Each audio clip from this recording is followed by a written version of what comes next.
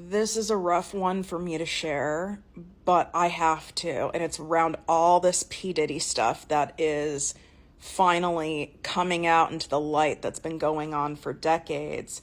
And you might be going like, how does this relate to like manifestation and all of your abundance content? Oh, it does.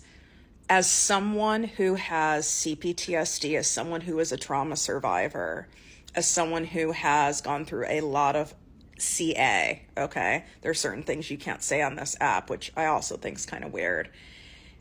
We have to be careful of the stuff that we take in, whether it's on a TikTok app, whether it's on a different app, whether it's on TV, whether it's in conversations, whether it's in the written word, because we can gravitate to hearing about these other stories of trauma because it can feel so validating. We all do this stuff where it's like, where you say it's like a train wreck, but you can't stop watching, right? Well, I used to be a TV newscaster. There's a saying in news, if it bleeds, it leads, right? Like that sensational, dark stuff. Like you don't really want to watch it. You don't even want to see it, but you can't stop watching it. And then if you're someone who has trauma, you can end up binging this stuff and taking so much in because it's like, I'm not alone and I can relate. But then you can end up with this deep emotional hangover and an energetic hangover from that, which absolutely takes you out of the abundance zone.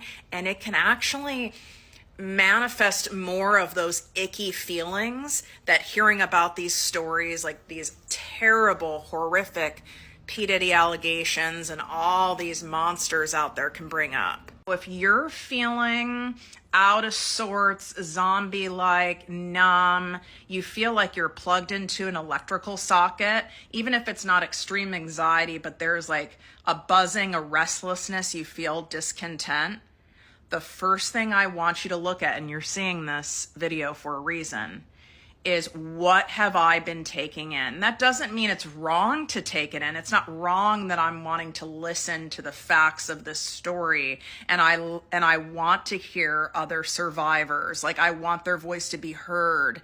And I have a sense of bonding and understanding. And like I said, it's validating to do that. But taking in too much is not good for our nervous system. It can actually leave us feeling so depleted, and it can even be depleted for many, many days, and then you don't know why you're feeling that way. So answer this. What have you been taking in too much lately that you feel could be causing this dysregulation in your body? I want you to drop it below in comments because it's also going to like spark awareness for other people looking at it like, oh my gosh, I'm doing that too. You know, even like gossip stuff, like celebrity gossip, even you getting really obsessive and looking on like Reddit and getting caught up in like a whole string on narcissists or something like that, that can do all this stuff too. Share this with someone who you know will appreciate it.